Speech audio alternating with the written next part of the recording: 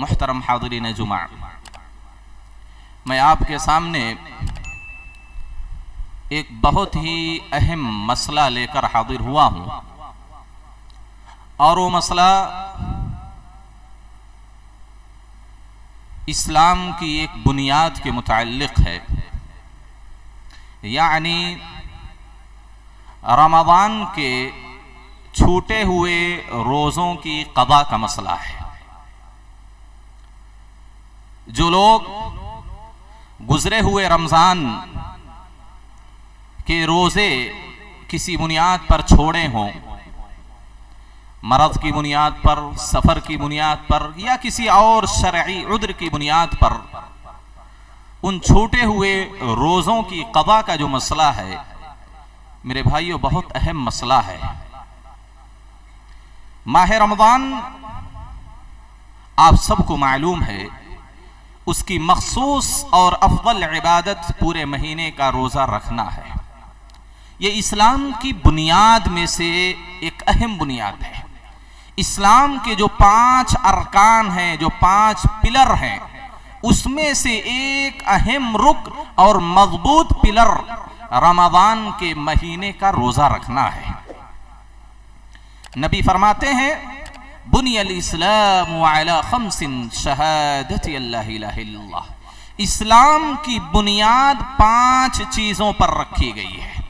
उनमें से एक बुनियाद वसौम रमज़ान, रमज़ान के महीने का मुकम्मल रोज़ा रखना, ये भी इस्लाम की एक अहम बुनियाद है। मेरे भाइयों, अगर कोई आमदन जानबूझकर रमज़ान के रोज़े को छोड़ देता है और उसकी तहकीर की बुनियाद पर अल्लाह के अहकाम का मजाक उड़ाते हुए कि ये भी कोई इबादत है कि खाना पीना छोड़ देना, दीगर चीजों से रुक जाना, तो ऐसा इंसान इस्लाम से खारिज हो जाएगा। लेकिन किसी शरई उद्र की बुनियाद पर छोड़ता है तो शरीयत ने उसके कुछ अहकाम बयान किए हैं। मेरे भाइयों, माह रमज़ान का मुकम्मल रोज़ा रखना, जिस तरह हमारे ऊपर दिन रात पूरी जिंदगी 5 वक्ता नमाजों की पाबंदी ज़रूरी है, जिस तरह ला इलाहा इल्लल्लाह मुहम्मदुर रसूलुल्लाह पढ़ना, उस पर ईमान रखना, उसके मुताबिक जिंदगी गुजारना ज़रूरी है, इसी तरह माह रमज़ान के महीने का मुकम्मल रोज़ा रखना भी ज़रूरी है। नबी अल्लाह रब्बुल आलमीन उसकी अहमियत बयान करते हुए फरमाता है कि ये जो रोज़ा तुम पर फर्ज किया गया है, सिर्फ इस उम्मत के लिए नहीं, किसी उम्मत ही को मशक्कत में डाला गया है। तुमसे पहले जितनी भी उम्मतें आ चुकी हैं, सब पर रोजे फर्ज करार दिए गए थे, सब पर रोजे फर्ज थे। ये और बात है, उसकी नौइयत, उसका तरीका कुछ मुख्तलिफ था और इस उम्मत का तरीका कुछ मुख्तलिफ है। इस उम्मत के लिए रोजा रखने में बड़ी सारी आसानियां, बड़ी सारी सहूलतें अल्लाह रब्बुल आलमीन ने रखी हैं, जो दीगर हमसे पहले उम्मतों को वो आसानियां हासिल नहीं थी। हाज़रीन गिरामी, और ये बात भी आप जान लें, रमज़ान के महीने में बार बार ये हदीस आप सुनते हैं, मन सामा रमज़ान ईमानन व इहतिसाबन गुफिर लहु मा तक़द्दम मिन ज़ंबिह। जिसने रमज़ान के महीने के मुकम्मल रोजे रखे ईमान के साथ और सवाब की उम्मीद के खातिर, तो उसके सारे गुज़श्ता गुनाह माफ कर दिए जाते हैं। यानी उस साल से पहले उसकी जिंदगी के जितने सगीरा गुनाह थे, सारे के सारे गुनाह माफ कर दिए जाते। एक आदमी 60 साल का है, 60वें साल के रमज़ान का रोजा मुकम्मल रख रहा है ईमान की हालत में, इहतिसाब की हालत में, तो गोया कि 59 साल के जो गुज़श्ता सारे सगीरा गुनाह थे सब माफ हो जाते हैं। ये फजीलत कब हासिल होगी? ये फजीलत आपको और हमें कब हासिल होगी? जब हम रमज़ान के मुकम्मल महीने का रोजा रखेंगे। इसी वजह से बाद अहले इल्म ने कहा, अगर किसी शरई उद्र की बुनियाद पर रमज़ान के कुछ रोजे छूट गए हो, मसलन रमज़ान के अय्याम में महीने में कोई बीमार हो गया हो, बीमारी की वजह से कुछ रोजे ना रख पाया हो, रमज़ान के महीने में कोई आदमी सफर पर निकल गया, सफर की मशक्कत की वजह से वो रोजे ना रख पाया हो, तो रमजान का महीना खत्म होने के बाद अहले इल्म कहते हैं कि शव्वाल का रोजा रखने से पहले, अय्यामे 20 का रोजा रखने से पहले, पीर और जुमेरात का रोजा रखने से पहले, आशूरा और आरफा का रोजा रखने से पहले जो रमजान के रोजे आपके छूट गए पहले उनकी कदा करो, बाद में नफिल और मसनून रोजे को रखो। क्यों? क्योंकि नबी फरमाते हैं मन सामा रमजान सुम्मा अतबअहु सित्तम मिन शव्वाल, जिसने रमजान के मुकम्मल रोजे रखे फिर शव्वाल के 6 रोजे रखे तो गोया कि उसने पूरी जिंदगी रोजा रखा है। गोया कि अगर हम माह रमजान के रोजे 30 या 29 मुकम्मल नहीं किए और हमने शव्वाल का रोजा रखना शुरू कर दिया, पीर जुमेरात का रोजा रखना शुरू कर दिया और दीगर जो नफली रोजे हैं उनको रखना शुरू कर दिया, तो गोया कि ये फजीलत हमको हासिल नहीं होगी। क्योंकि नबी ने शर्त क्या लगाई? पहले रमजान के रोजे मुकम्मल करें और उसके बाद नफली और मसनून रोजों को रखें। क्योंकि रमजान का रोजा ये वाजिब है, उसकी क़ज़ा वाजिब है, और दीगर अय्याम के रोजे, अरफा के, आशूरा के, सव्वाल के, ये सब रोजा रखना सुन्नत है और वाजिब हमेशा सुन्नत से पहले अंजाम दिया जाता है। वाजिब अहम है सुन्नत से, इस वजह से वाजिब काम को मुकद्दम किया जाएगा सुन्नत पर। यह बात अहले इल्म की राय है। हालांकि वहीं पर बाद अहले इल्म कहते हैं नहीं, शव्वाल का रोजा रखे, शाबान के महीने शुरू होने तक या शाबान का महीना खत्म होने तक रमजान के छूटे हुए रोजों की क़ज़ा करना ये वाजिब है। तो वही मसला मैं आपके सामने लेकर हाजिर हुआ। हाज़रीन गिरामी, अल्लाह रब्बुल आलमीन अपने बंदों पर कितना शफीक और कितना मेहरबान है, कितना रहीम और रहमान है अपने बंदों पर और इस उम्मत पर, कि अल्लाह रब्बुल आलमीन ने जबरदस्ती किसी को रोजा रखने के लिए नहीं कहा है। जो रोजा रखने की ताकत रखते हैं उन्हीं पर रोजे को वाजिब करार दिया अल्लाह रब्बुल आलमीन, और जो रोजा रखने पर कादिर नहीं है अल्लाह रब्बुल आलमीन ने उनके लिए कुछ और हुक्म दिया है। और इसी बुनियाद पर बाद ऐसे लोग हैं जो रोजा रखने पर कादिर होते हैं लेकिन किसी दूसरे सबब की वजह से वो रोजा नहीं रख सकते। मसलन एक आदमी अक्लमंद है, तंदुरुस्त है, सेहतमंद है, वो रोजा रख सकता है, लेकिन सफर पर निकल गया, सफर दुश्वार गुजार है, उस सफर की वजह से वो सेहतमंद आदमी अब रोजा नहीं रख पा रहा। अल्लाह ने कहा ठीक है, छोड़ो रोजा, सफर की हालत में रोजा ना रखो। यह आसानी है कि नहीं उम्मत के लिए? ये दीगर उम्मतों के लिए आसानी नहीं थी, दीगर उम्मतों को यह सहूलत मैसर नहीं थी। तो अल्लाह रब्बुल आलमीन की रहमत और शफकत देखी अपने बंदों पर। कहा सफर की वजह से रोजा नहीं रख सकते, ना रखो, बाद में रखो। रमजान के अय्याम में बीमार हो गए, ठीक है, रोजा रख के अपने आप को तकलीफ मत पहुंचाओ, आप सेहत याब हो जाएं, शिफा याब हो जाएं, रमजान के बाद उस रोजे की क़ज़ा कर ले। एक औरत हायदा है, रमजान के महीने में माहवारी शुरू हो गई, मंथली कोर्स जिसको बोलते हैं आप लोग। अगर रमजान की हालत में जाहिर सी बात है माहवारी शुरू हो गई तो औरत कमजोर हो जाती है, खून मुसलसल जिस्म से निकले तो औरत में कमजोरी आ जाती है। उस हालत में फिर रोजा भी रखना, खाने पीने से रुक जाना, ये और ज्यादा कमजोरी हो जाएगी। अल्लाह ने कहा रोजा रखना हराम, ऐसी औरत पर रोजा रखना हराम है। बाद में जो रोजे छूट जाते हैं 5, 6, 7, 8, वो रमजान के गुजरने के बाद वो रोजा की क़ज़ा करें। निफासा औरत है, बच्चे की पैदाइश हुई, उसमें भी खून निकलता है, औरत कमजोर हो जाती है और मजीद उस पर रोजा रखना हो, खाने पीने से रुक जाना हो तो मजीद और कमजोर हो जाएगी, औरत को तकलीफ होगी। अल्लाह ने कहा नहीं, रोजा रखना हराम तुम्हारे लिए। कितनी आसानी अल्लाह ने हम पर की। अल्लाह कितना शफीक है, हमारी कैसी हालतों का अल्लाह रब्बुल आलमीन लिहाज करते हुए इस हालत में औरतों पर रोजा रखना हराम करार दिया। रोजा रख ही नहीं सकते क्योंकि और मशक्कत में तुम पड़ जाओगे और तकलीफ में पड़ जाओगे। नहीं रोजा रख सकते, बाद में जो रोजे छूट गए उनकी क़ज़ा कर लो। इसी तरीके से अल्लाह, अगर किसी की अक्ल खत्म हो गई, अक्ल काम नहीं कर रही, अल्लाह ने कहा रोजा रखना हराम, नहीं रख सकते।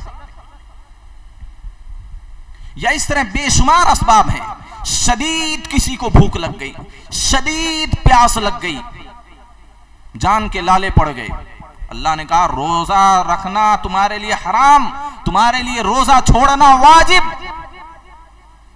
हमारे जान की, हमारे नफ्स की अल्लाह के यहां इतनी अहमियत है कि अल्लाह कहता है सख्त भूख प्यास लग गई है, तकलीफ महसूस हो रही है, तुम्हारी ताकत नहीं अब रोजा रखने की, रोजा छोड़ना तुम्हारे लिए अब वाजिब हो गया है, रोजा रखना हराम हो गया है।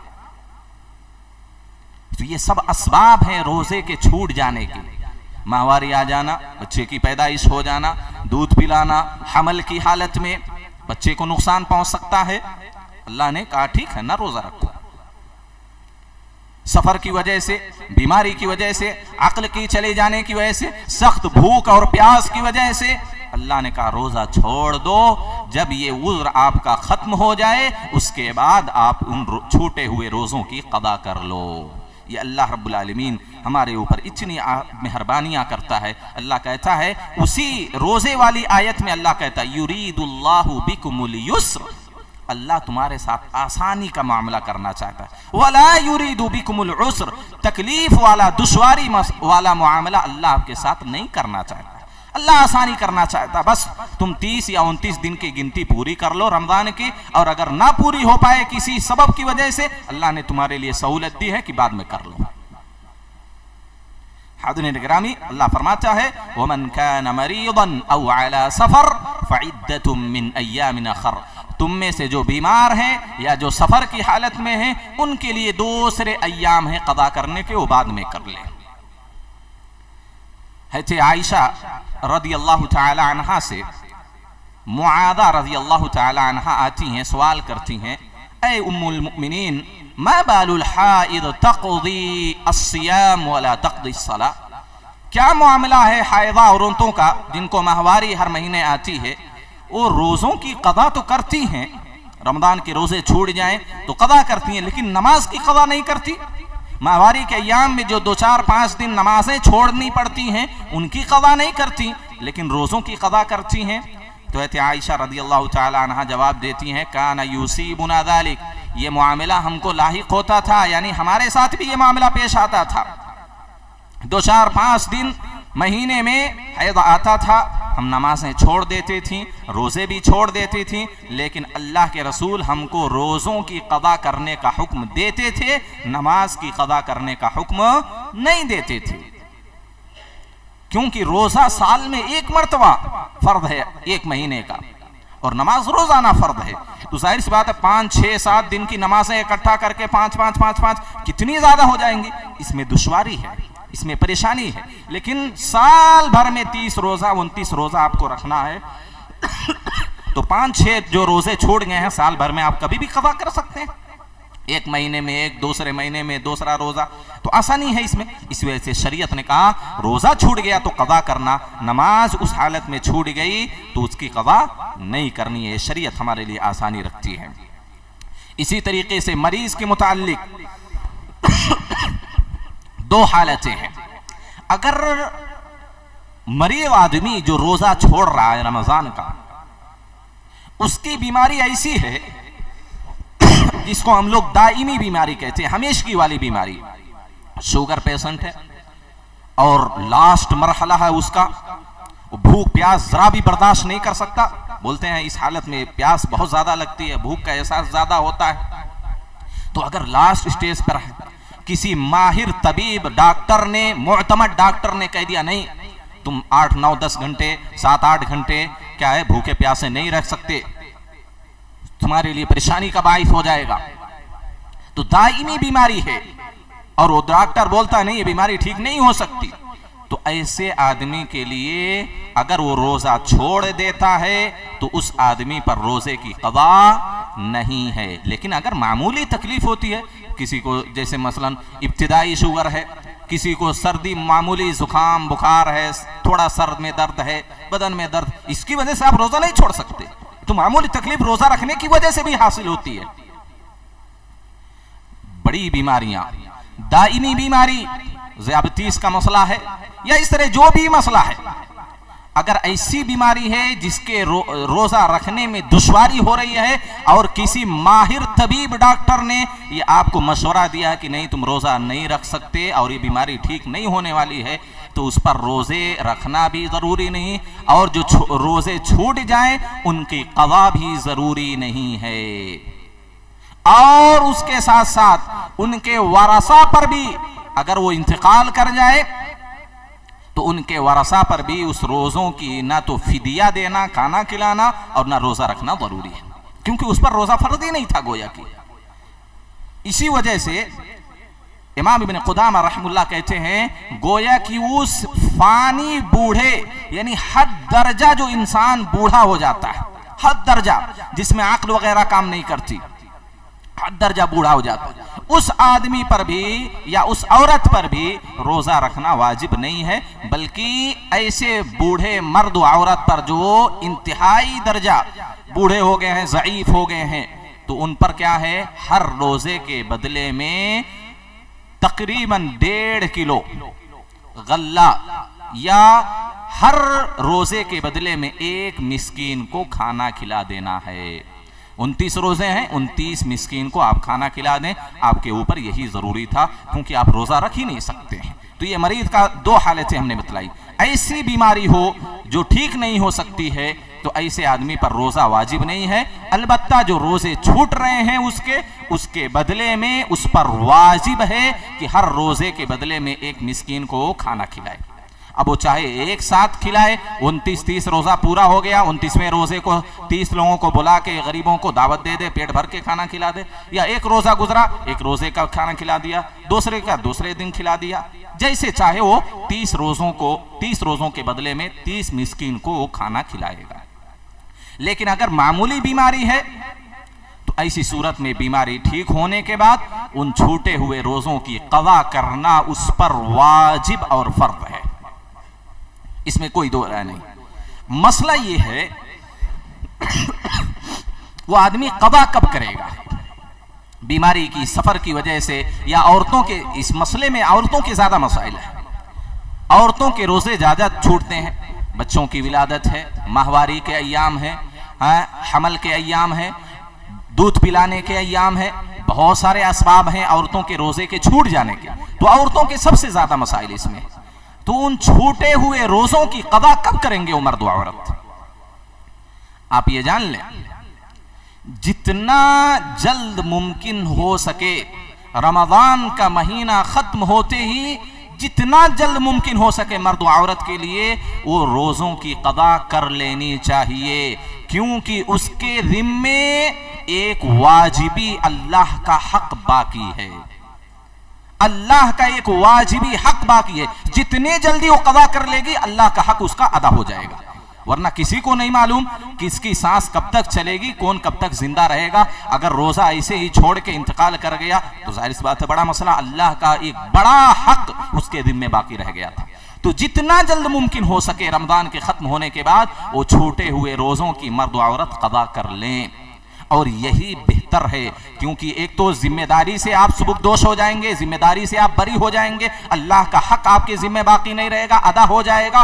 और यही मोमिनीन की अलामत है। मोमिनीन की अलामत क्या है, उलाइका युसारिऊन फिल खैरात, ये नेकी के कामों में जल्दी करते हैं।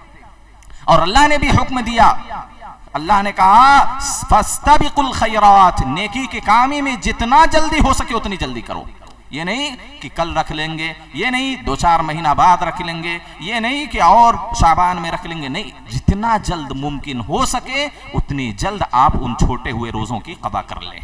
लेकिन वाजिब कब है, दूसरा रमजान आने से पहले पहले आप पर उन छोटे हुए रोजों की कज़ा करना वाजिब है। यानी शव्वाल के महीने में आप पर वाजिब हो जाता है उन छोटे हुए रोजों की कज़ा करना, क्योंकि उसके बाद दूसरा रमजान शुरू हो जाएगा।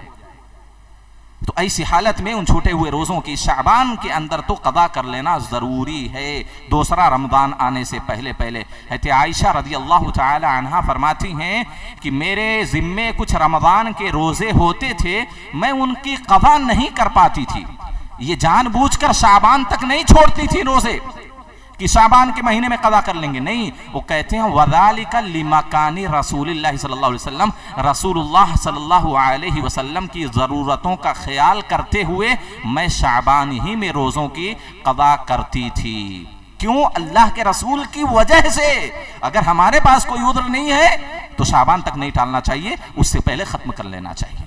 हज़रत आयशा कहती हैं नबी की ज़रूरियात कुछ होती थी उम्महातुल मोमिनीन से, बीवियों से, अल्लाह के रसूल की खिदमत करने का मसला और आपकी ज़रूरियात का मसला है, तो आपकी वजह से मैं उन रोज़ों की क़ज़ा दीगर महीनों में नहीं कर पाती थी। आप शाबान में कसरत से रोज़ा रखते थे तो हम लोग भी रोज़ों की क़ज़ा कर लेते थे उसमें। तो बगैर किसी वजह के हमको ताखीर नहीं करनी चाहिए। और ये बात आप जान लें, जिसने रमज़ान के छूटे हुए रोज़ों की क़ज़ा में ताखीर की, यहाँ तक कि दूसरा रमज़ान शुरू हो गया, तो ये कबीरा गुनाह, बहुत बड़ा गुनाह उस आदमी ने या उस औरत ने किया है।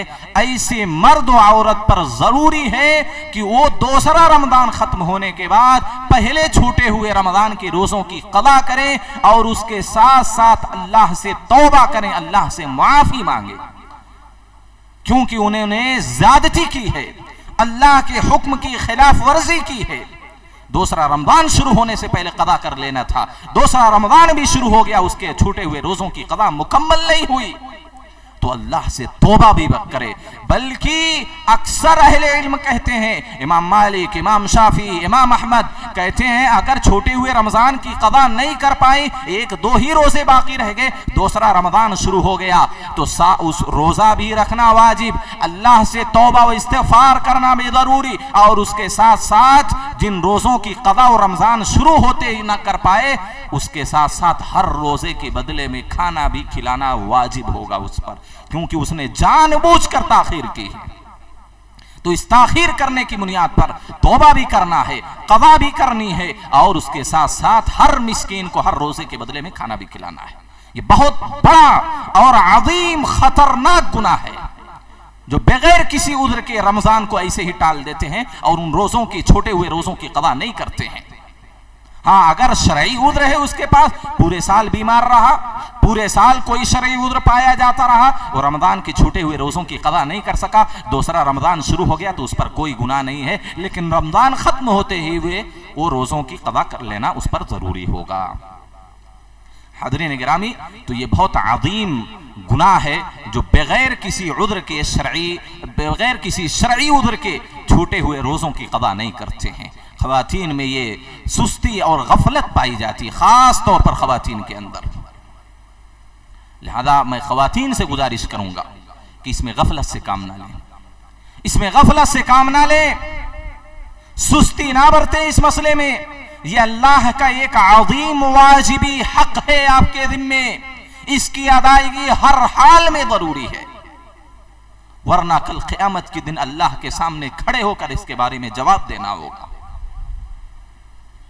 और ये भी जान लें कि रमजान के जो रोजे छूट गए हैं, जब उनकी हम कदा करेंगे, तो जिस तरह रमजान के महीने में रात ही में नियत करना वाजिब है, इसी तरह जब कदा करेंगे तब भी रात ही में नियत करना वाजिब है। ये नहीं सुबह उठे तो नियत कर लिए, नहीं, रात ही में ये इरादा और मुकम्मल आज़्म होना चाहिए कि हाँ, आज हम रमजान के छूटे हुए रोजों की कदा करेंगे। ये जरूरी है मेरे भाइयों।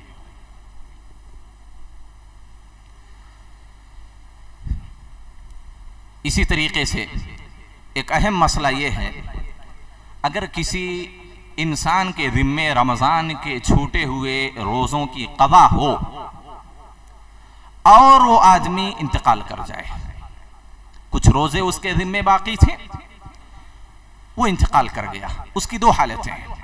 पहली हालत ये है कि अगर उसने किसी शरई उज़्र की बुनियाद पर रमज़ान के कुछ रोज़े छोड़े थे और वो कज़ा करने पर कादिर नहीं हुआ, कज़ा करने पर कादिर नहीं हुआ, यानी बीमारी मुसलसल बाकी थी, रमज़ान के बाद भी 3-4-5 महीना वो मुसलसल बीमार रहा और उसी बीमारी में इंतकाल कर गया, तो ऐसी सूरत में उस आदमी या उस मैयत पर कोई गुनाह नहीं है, क्योंकि उसको कज़ा करने का वक्त मिला ही नहीं, कज़ा करने का वक्त मिला।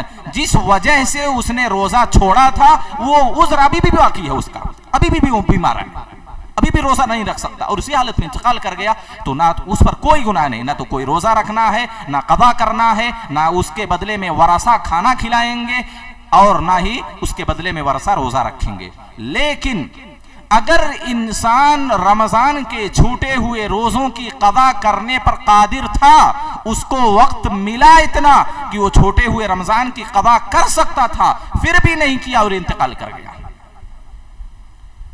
तो एक तो बात यह है कि वो आदमी गुनहगार होगा। दूसरी बात, उनके वारसा के लिए, उनके जो बेटे हैं, बेटियां हैं, भाई हैं, बहनें, जो भी उनके वारिसीन हैं, उनके आलो औलाद हैं, उनके घर वाले हैं, उनके लिए मुस्तहब है कि वो अपने बाप, अपने माँ या जो भी क्या है इंतकाल कर गए उनके घर के, उनके वारसा के लिए मुस्तहब है कि जितने रोजे छूटे हुए थे उनसे उनकी कदा करें। और अगर कदा करना उनके लिए मुश्किल है तो हर रोजे के बदले में एक एक मिस्कीन को खाना खिला दें। 7 रोजे छूटे थे, 10 रोजे छूटे थे उनसे, तो 10 रोजा या तो रखें उनके वारसा, या 10 रोजे के बदले में 10 मिस्कीन को खाना खिला दें। ये वाजिब है, अगर रोजा नहीं रख सकते तो खाना खिलाना वाजिब है। अलबत्ता वरसा को इख्तियार है, मान लीजिए घर में 7 अफराद हैं और 7 रोजे उनमें से छोटे थे, तो चाहे तो आप 7 लोग मिलकर एक एक रोजा बांट लें, एक ही दिन में खत्म हो जाएगा सबका, एक ही दिन में खत्म हो जाए। और चाहे तो अगर कोई पूरा रोजा रखना चाहे तो पूरा जरूर। अलबत्ता ये 7 रोजा रखना है या 7 मिस्कीनों को चाहे मिलकर आप खाना खिलाएं, चाहे मिलकर आप रोजा रखें, बस वो 7 रोजों की कदा चाहे फिदिया आपको देना पड़ेगा। इसी तरीके से एक और अहम मसला बात बोल करके बात को खत्म करता हूं। मसलन एक मसला यह है कि रमजान शुरू हो गया है, 2, 4, 5 रमजान हो गए, दिन के दरमियान में कोई आदमी बालिग हो, कोई बच्चा बालिग हो गया, अब वो 5-6 घंटे रमजान के दिन का पा रहा है। या इसी तरीके से कोई आदमी क्या है जिसकी आंख काम नहीं कर रही थी, बेहोश था, वो आदमी को होश आ गया 2-4 बजे, 5 बजे या 12-1 बजे। या इसी तरीके से कोई काफिर आदमी था, दिन के दरमियान हिस्से में, दोपहर में, शाम में, असर के वक्त इस्लाम ले आया, अब वो रोजे का उस दिन का हिस्सा कुछ पा रहा है वो, तो ऐसी सूरत में क्या ऐसे लोगों पर रोजों की कदा करना जरूरी होगा? बात समझ में आ रहे हैं? दिन का कुछ हिस्सा उनको मिला, काफिर आदमी क्या है जोहर के वक्त इस्लाम ले आया, अब आधा दिन उसके पास है, उसने रमजान के दिन को पा लिया है, तो क्या ऐसी सूरत में उस दिन की कदा उस आदमी पर वाजिब होगी? सही बात यह है कि उस पर, ऐसे लोगों पर उस दिन की कदा करना जरूरी नहीं है। अलबत्ता उसके बाद जो रोजे बचे हुए उनको रखना यह जरूरी होगा। क्यों वाजिब नहीं है? क्योंकि वो मुकल्लफ ही नहीं थे शरीयत के, वो काफिर आदमी था, वो मुकल्लफ ही नहीं था रोजा रखने का, वो बच्चा था, उस पर रोजा रखना वाजिब ही नहीं था। एक जिसके पास अक्ल नहीं है उसके पास रोजा रखना वाजिब ही नहीं था, जब वाजिब नहीं था तो कदा करना भी जरूरी नहीं होगा। अलबत्ता ये जरूरी है कि जो घंटा, जो वक्त बचा है गुरूब आफताब तक, उन दौरान जो 2-4 घंटे जो बचे हैं इस्लाम लाने के बाद, सेहतयाब होने के बाद, बालिग होने के बाद, जो 4 घंटे बचते हैं, उन 2-4 घंटों में खाना पीना उनके लिए जायज नहीं है। अब वहां से, क्योंकि अब उन पर रोजा वाजिब हो गया, बालिग हो गया, वाजिब हो गया, वो आदमी ठीक हो गया, वाजिब हो गया, वो आदमी मुसलमान हो गया, मुसलमान पर रोजा वाजिब है तो वाजिब हो गया, तो 2-4 घंटा वो खाना पीने से बाज रखेगा अपने आप को, खाएगा पिएगा नहीं, लेकिन उस दिन की कदा जरूरी नहीं है। और सबसे अहम मसला ये है जो हमारे मुआशरे में देखने में आता है कि कुछ बच्चे या बच्चियां 10-12 साल 13 साल की उम्र में बालिग हो जाती हैं, लेकिन वो रोजा नहीं रखते, घर वाले उन पर जिम्मेदारी नहीं डालते, उनको हुक्म नहीं देते। क्या समझते हैं? नहीं, बच्चा अभी छोटा है, रोजा कैसे रखेगा, बच्ची अभी छोटी है, कैसे इतना बड़ा रोजा रखेगा, इतना बड़ा दिन हो रहा है, बच्चा स्कूल जा रहा है, बच्चा पढ़ रहा है, कैसे रोजा रखेगा, अभी छोटे हैं सब बच्चे बच्चियां। ये बात जान लें, जहां बच्चा गुनहगार होगा वहीं वालिदैन भी इस गुनाह में बराबर शरीक हैं, बराबर शरीक हैं। बच्चा या बच्ची अगर बालिग हो जाए, चाहे छोटी उम्र में 10-12 साल की उम्र में या 15-17 साल की उम्र में, उन पर रोजा रखना वाजिब और फर्ज हो जाता है, जिस तरह बड़े आदमी पर। ये आप ये कहकर ढील नहीं दे सकते कि नहीं अभी बच्ची छोटी है, अभी बच्चा छोटा है, रोजा नहीं रख सकता। बालिग हो गया तो रोजा रखना उस पर वाजिब है। और रोजा रखने की सूरत में अगर उसको सख्त तकलीफ लाहिक हो रही है तो रोजा वो छोड़ दे, बाद में उसकी कदा करे। लेकिन मसला ये होता है ना तो छोटे छोटे बच्चियां रोजा रखती हैं, ना रखते हैं, और ना उन अय्याम के छूटे हुए रोजों की वो बाद में कदा करते हैं। ये संगीन मसला हमारे मुआशरे का, मुस्लिम मुआशरे का, कि 10-12 साल के बच्चियां बालिग हो गई तो उनको रोजा ना रखवाते हैं ना उनकी कदा करवाते हैं घर वाले। ये सारे के सारे लोग गुनाह में शरीक हैं। इस बात को याद रखें, किसी भी उम्र में बच्चा या बच्ची बालिग हो जाए उन पर शरीयत के सारे अहकाम लागू हो जाते हैं। नमाज फर्ज हो जाती है, अब उसमें तकासुल, सुस्ती, गफलत नहीं चलेगी। रोजे फर्ज हो जाते हैं, उसमें गफलत नहीं चलेगी, उसमें यह बहाना आपका नहीं चलेगा बच्चा स्कूल जाता, बच्चा पढ़ रहा है, बच्चा अभी छोटा है। नहीं, बालिग हो गया तो छोटा नहीं, बड़ा हो गया। वो बालिग का मतलब ये होता है बड़ा हो जाना, किसी भी उम्र में बालिग हो जाए। लिहाजा इस अम्र की तरफ, इस मामले की तरफ आप सब तवज्जो दें। अपने बच्चे और बच्चियों को देखें कि वो रोजा रखते हैं कि नहीं रखते हैं बालिग होने के बाद। ये आपकी जिम्मेदारी है, वरना कल क़यामत के दिन रब्बुल आलमीन जहां उस बच्चे से सवाल करेगा वहीं आपसे, वालिदैन से, माँ बाप से भी पूछेगा कि तुम्हारे परवरिश में, ये तुम्हारे ज़ेरे तरबियत ये बच्चा या बच्ची थी, तुमने क्यों इनको रोजा नहीं रखवाया, क्यों तुमने उनको रोजा रखने पर मजबूर नहीं किया। ये आपसे सवाल होगा और आप समझें, हम समझें कि अल्लाह को क्या जवाब देंगे। अल्लाह से मैं दुआ करता हूँ कि अल्लाह हम तमाम लोगों को माह रमज़ान के मुकम्मल रोज़ा रखने की तौफीक दे, और हम में से जिनके भी रोज़ा छूट गए हैं अल्लाह उनके लिए आसानियाँ पैदा फरमाए और उनको उन छूटे हुए रोज़ों की क़दा करने की अल्लाह रब्बुल आलमीन तौफीक अता फरमाए। अल्लाह जब तक ज़िंदा रखे किताब व सुन्नत के मुताबिक ज़िंदगी गुजारने की तौफीक दे, जब खात्मा हो तो खात्मा बिल खैर अता फरमाए। आमीन। व आखिरु दअवाना अनिल हम्दुलिल्लाहि रब्बिल आलमीन। अक़ूलु क़ौली हाज़ा अस्तग़फिरुल्लाह ली व लकुम व लिसाइरिल मुस्लिमीन।